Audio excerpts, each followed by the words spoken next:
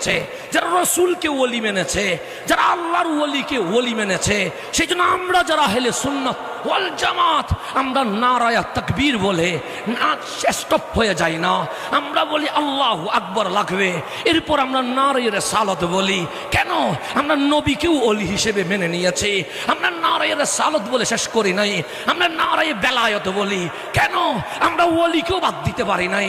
তো আল্লাহ বলছে, যে ব্যক্তি আল্লাহকে ওলি হিসেবে গ্রহণ করেছে, রসুলকে ওলি হিসেবে গ্রহণ করেছে, আল্লাহর ওলিকে ওলি হিসেবে গ্রহণ করেছে, ফাইন্না হিজবাল্লাহ, তারাই আল্লাহর দল।